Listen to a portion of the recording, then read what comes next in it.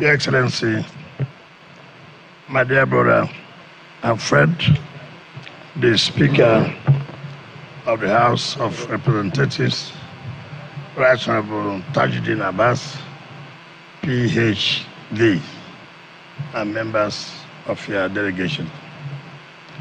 The Senator, Chairman, Senate Committee on Area Councils and Ancillary Matters, my dear brother who is there, the Honorable Minister of FCT State, the representatives of the House of Representatives, South and North of the FCT that are here, the distinguished former Deputy Speaker, House of Representatives, the Zonal Chairman, South-South APC that is here, the mandate secretaries,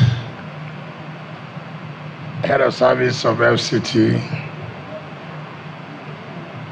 sorry, the distinguished senators and members of House of Reps that are here before I put myself in trouble, Area Council Chairman, Executive Secretary, FCDA, my friend who was the Financial Secretary when I was his boss as the President of Argonne, Honorable Dayabu, who came with the House of Reps Speaker, Tajuddin Abbas, gentlemen of the press, the traditional ruler representing the head of the Mabuchi area, gentlemen of the press, ladies and gentlemen. Right Honorable Speaker, let me, on behalf of the FCTA, especially thank you so much for giving us this opportunity to again be part of this epoch-making ceremony by flagging off the ceremony that will take off the Mabuchi bus to taxi terminal. You are supposed to be in Kaduna today, but because of the love you have for FCTA, because of the support and commitment you have for the Renewed Hope agenda under the leadership of His Excellency, the President and Commander-in-Chief of the Armed Forces, Bola Tinubu, you try to put away that program and to be here today. I want to sincerely thank you. You have always shown us love, even in terms of our budgetary allocations and budgetary defense. I thank you most sincerely and their colleagues in the Senate. It has never been that easy, but since we came, everything has been moving so well for us. I want to sincerely again thank you. Right Honorable Speaker, what is important for us here today is for you and I to ask ourselves a simple question. This is supposed to be one of the best cities in the world. This is supposed to be a first-class city. But how can it be a first-class city? How can it be one of the best cities in the world when those infrastructures that make a city to first class are not available? It will be difficult. Yes, you have a dream to be a first-class city. Yes, you have a dream to be one of the best cities in the world. But those dreams cannot be actualized if these things are not present. A city like Abuja does not have bus and taxi terminals. You see people on the road, taxis all over the place, and that, of course, is part of our insecurity problems. Some people talk about one chance. Why would there not be one chance when you don't even know the man you are entering his box or the taxi? And so, under the Renewed Hope agenda, and in order to reduce the level of insecurity, we made a proposal and we came before the National Assembly to say, look, part of the problems we are having is because we have not been able to know who are these people who are applying these taxes and buses, and where do they load from. What gives comfort to our people, like the contractor planning projects have said. And so we decided that we must start with 3 bus taxi terminals in the FCT. 1 in the central business area, 1 in Mabuchi, and 1 in Kubo. Unfortunately, we are supposed to have started with central business area, but what was the problem? The same thing we are talking about, distortion of Abuja master plan, where we are supposed to have the central business area, which was earmarked as a bus terminal, where even the trains will pass through. The land has been allocated out, CFO given out. And so when we went there to start this flag off, last week Tuesday, after the Executive Council meeting, I had a text that I have taken somebody's land. And I was surprised. Also, when I inquired, the Transport Secretariat had gone there to start moving at everybody so that we can have this flag off. And behold, we tried to find out that the place has been given out, CFO has been signed, even consent judgment has been entered between FCT and I said, look, what do we do?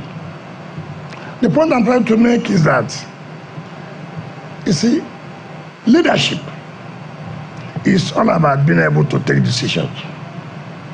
And in taking decisions, everybody will not be happy. But what is important is that decision has been taken. In fact, if you read our text, the person said, look, after his sacrifices and his input in the party, this is what you will suffer. So it's okay. Leave the central business area.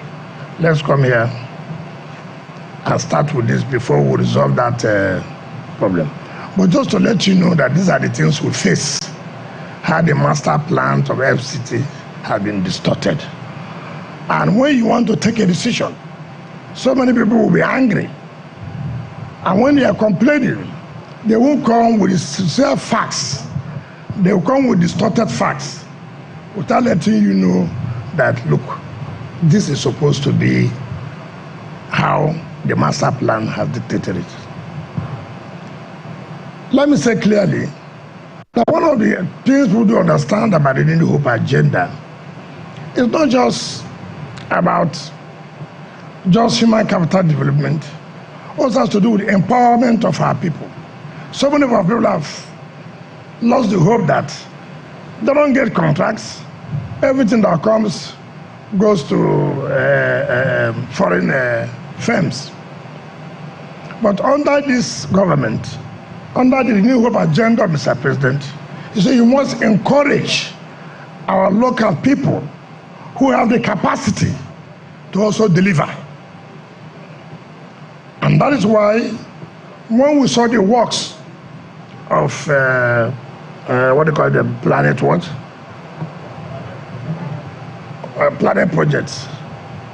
We saw what he did in Ibadan, we saw what he did in Lagos. Those are the two I saw. All this one is talking about Kogi address. I'm not aware of that one. But I will talk the one I know, so that I don't want to go and tomorrow you call me, come and show you the one you say. But the one of Oyo and Lagos, I can say so. And so it's okay. But the burden is on him now to prove, indeed, to reciprocate the good gesture of Mr. President of bringing back hope to our local contractors. You know, another thing you can find out, and I want to say to him, when you give our local contractors job, the first thing they do is to look at the profit instead of doing the job first. The first thing to look at that, how he's going to compete to have more wives instead of doing the job. As a governor, as a former minister, These are things I have found out. But the unfortunate thing is that nobody takes our money and go free. If you take our money, you must do the job. So you must thank Mr. President for bringing back the hope that we have confidence in our local contractors. It's very, very key. And I believe this is part of the second year anniversary of Mr. President in May 2025. The funds are available, so it's not a question of where are you sure money will be released. We have given you according to law, according to procurement law, and this project, I will not allow just the mandate secretary. I will be personally involved from time to time to come and monitor and supervise this project. It's very, very key for us. I overheard somebody in our eyes this morning. Unfortunately, I hear the person is a member of National Assembly. It's unfortunate I say so. With all due respect, what you don't know, you don't know. What you know, you don't. And the good thing for you is to tell people that, look, I don't know this. And people will educate you. The Honorable Minister of State and my humble self, we have not been in office for more than 10 months, 11 months. And to the glory of God, the person is angry that they are praising us. If you don't want, go and hang yourself in a transformer.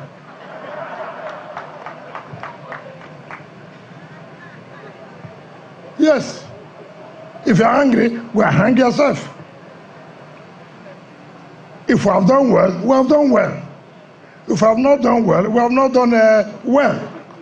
And we are proud to say, in this short time, Mr. President appointed us, that we have done well.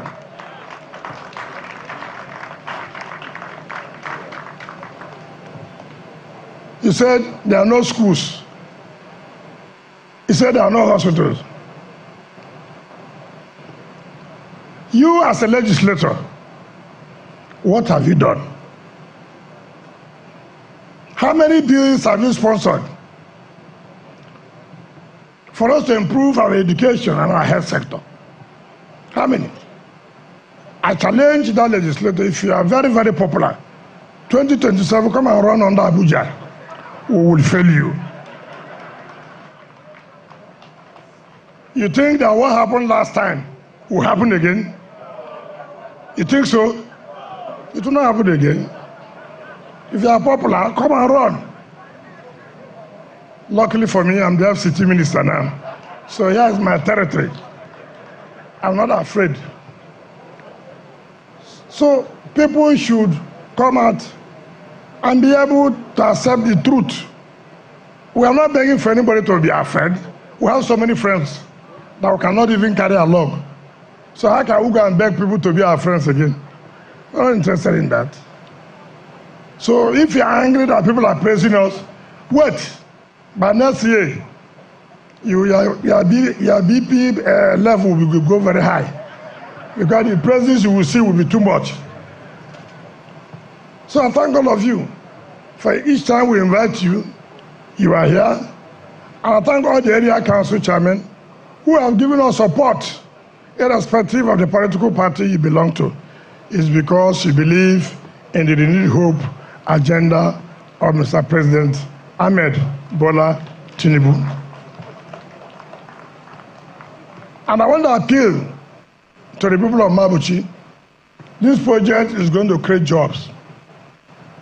You need to support the company so we can achieve it within the time frame that they have been given. You know, most contractors would like community problems so that the contract will drag along and then there will be variation. Here, there's no variation. Everything has been taken into consideration, and you can be assured that the community will give you the necessary support. Mr. Speaker, our special guest of honor. On this note, let me joyfully, happily, in fact, one of the happiest days in my life, invite you to talk to us and flag off this project that will give people high blood pressure next year. Thank you, and God bless you. Mr. Speaker, please come and talk to us. Thank you very much. Honorable Minister has spoken.